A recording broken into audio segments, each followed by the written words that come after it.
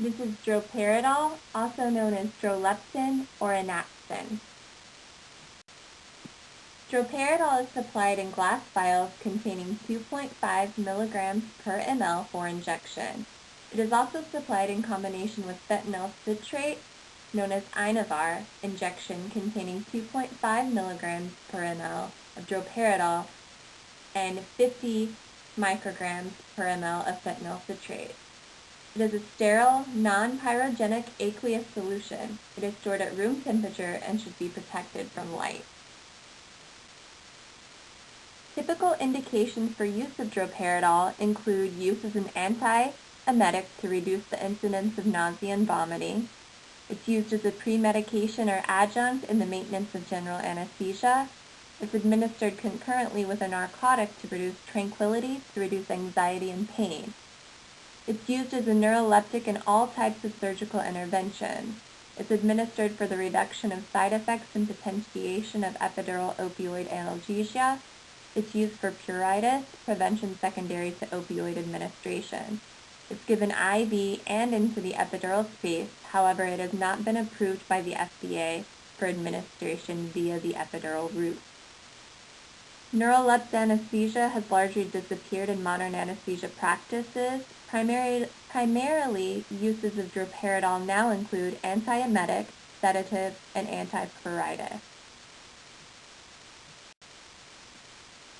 Droperidol is a butorphanone, a fluorinated derivative of phenothiazine that is chemically related to haloperidol. It interferes with CNS transmission by antagonizing dopamine, serotonin, norepinephrine, and GABA synaptic sites, but it primarily works on dopamine. Droperidol occupies GABA receptors on the postsynaptic membrane, reducing synaptic transmission. This results in a buildup of dopamine and other neurotransmitters in the inner synaptic cleft. These central actions account for the marked tranquilization and sedation, producing a mental detachment while maintaining reflex alertness. Droperidol strongly antagonizes dopamine receptors in the chemoreceptor zone.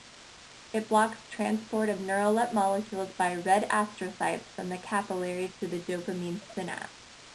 It weakly antagonizes cholinergic receptors in this area, resulting in ganglionic blockage and reduction of transmission in the afferent pathway of nausea and vomiting. This drug also has alpha-1 adrenergic antagonist action and reduces the depressor effect of norepinephrine.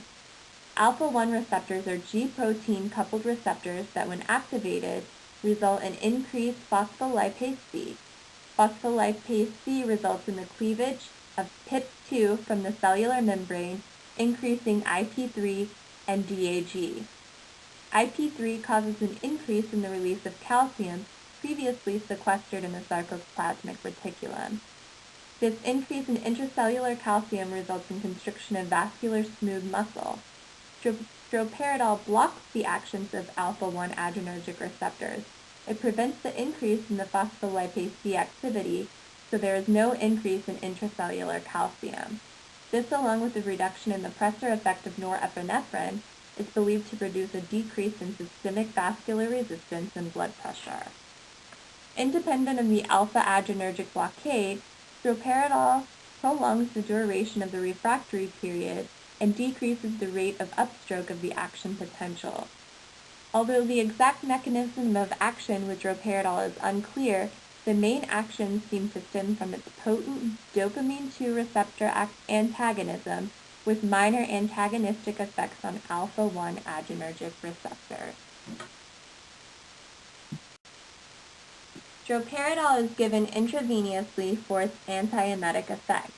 Antiemetic dosing is 0.625 to 0.25 milligrams, or 15 micrograms per kilogram, with the typical adult dose being 1.25 milligrams IV. It can be given IM or IV when used as a pre-medicant. Dosing for pre-medication is 2.5 to 10 milligrams IM or IV. Adjunct dosing is 2.5 per 10 milligrams for induction and 1.25 to 2.5 milligrams for maintenance. If used for neuroleptic anesthesia, Dosing is 0.2 milligrams per kilogram, with fentanyl 4 micrograms per kilogram IV. Epidural dosing is 1.25 to 2.5 milligrams preservative-free, with epidural opioid and diluted with normal saline or local anesthetic. Pediatric dosing is 1.0 per 10 kilograms for pre-medication and maintenance. Initial doses of droperidol should be reduced in the elderly, debilitated, and other poor-risk patients. Typical onset of droperidol is 3 to 10 minutes when administered IM or IV. Droperidol's peak effect may not be apparent for up to 30 minutes. Sedative effects may persist for up to 2 to 4 hours, although alertness may be affected for all the way up to 12 hours. Droperidol's clinical duration is 2 to 4 hours. It has a context-sensitive half-time of 14.3 plus or minus 6.5 minutes. The short terminal half-life of droperidol does not correlate with the well-known relatively prolonged duration of its pharmacological action. Droperidol's elimination half-life is 1.7 to 2.2 hours, or 134 plus or minus 13 minutes. After administration, plasma concentrations fall rapidly during the first 15 minutes. Droperidol is 85 to 90% protein bound. The distribution volume is 99 to 168 liters, or 2 liters per kilogram. Plasma clearance is approximately 570 milliliters per minute, or 14 milliliters per kilogram per minute. Despite a rapid distribution phase, the sedative effects of droperidol are delayed by a relatively high molecular weight and extensive protein binding, which slow penetration of the blood-brain barrier. Droperidol is metabolized extensively in the liver. 75% of the metabolites are eliminated via the kidneys. Only about 1% is excreted unchanged in the urine and 11% in the feces. Overall, the antiemetic efficacy of droperidol alone is equal to that of Zofran. It results in an equal number of side effects, but droperidol is more cost-effective. The efficacy of droperidol as an antiemetic is enhanced when used in combination with serotonin antagonists or Decadron or both. Droperidol may produce Parkinsonian or dyskinetic extrapyramidal side effects. These are readily and completely reversible by treatment with anti-Parkinsonian or anticholinergic agents. Droperidol administered alone and in usual doses does not significantly depress respiration and may actually stimulate hypoxic ventilatory drive. Mild to moderate hypotension and reflex tachycardia have been observed following administration of droperidol secondary to its alpha-blocking properties.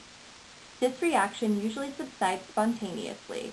If it persists, hypovolemia should be considered. Rule out hypotension as a cause of nausea prior to administration of droperidol. Causes of ventricular arrhythmias, prolonged QT interval, and sudden death have been reported rarely.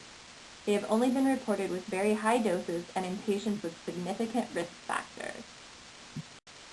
Patients with the following risk factors for cardiac arrhythmia should be carefully evaluated prior to administration. History of significant cardiac disease, including ventricular arrhythmia, second or third degree AV block, sinus node dysfunction, CHF or ischemic heart disease. Family history of sudden death, renal failure, especially if on chronic dialysis, significant COPD or respiratory failure, risk for electrolyte disturbances as seen in those patients taking diuretics, insulin administration in acute settings, or patients with persistent vomiting and diarrhea. Assessment of these patients should include serum electrolytes, renal function, and EKG. Although the possibility of developing prolonged QT or torsade de pointes is low, EKG monitoring and full cardiac resuscitation should be available prior to administration. Droperidol has been associated with rare cases of neuroleptic malignant syndrome, characterized by generalized muscle rigidity, hyperthermia, autonomic instability, and altered consciousness. Droperidol should be discontinued immediately and careful monitoring and supportive care initiated. Phenobarbital, carbamazepine, phenytoin, smoking, and alcohol consumption induce P450 enzymes, increasing the breakdown of droperidol. These patients may require larger doses. When administered preoperatively, patients may express fear of death and refuse previously accepted operative procedures. Droperidol is contraindicated in patients with known hypersensitivity to the agent or its metabolite, in patients with severe depression, comatose individuals, or patients with Parkinson's disease. Droperidol should not be used in patients with a QTc of greater than 450 milliseconds. It is contraindicated in patients with acquired long QT interval, concomitant use of medications known to prolong QT intervals, low potassium, low magnesium, or clinically significant bradycardia. It is contraindicated in patients with known congenital long QT interval or in patients with a family history of congenital long QT syndrome. In patients with known or suspected pheochromocytoma, severe hypertension and tachycardia have been observed after the administration of droperidol. The use of this medication should therefore be avoided in these patients. Droperidol is metabolized extensively in the liver and should be used with caution in patients with impaired renal and hepatic function. Droperidol should be used with caution in patients with risk factors for stroke. An approximately threefold increase of cerebral vascular adverse events have been observed. This mechanism for increased risk is not known. Droperidol is excreted in breast milk. If its use is essential, breastfeeding should be avoided. Safety in children younger than 2 years has not been determined, therefore should not be used in this age group. Droperidol is contraindicated in patients with Parkinson's disease. Droperidol blocks dopamine receptors, inhibiting the action of dopamine agonists, potentially worsening the symptoms of Parkinson's. The following links have been provided for further information regarding droperidol.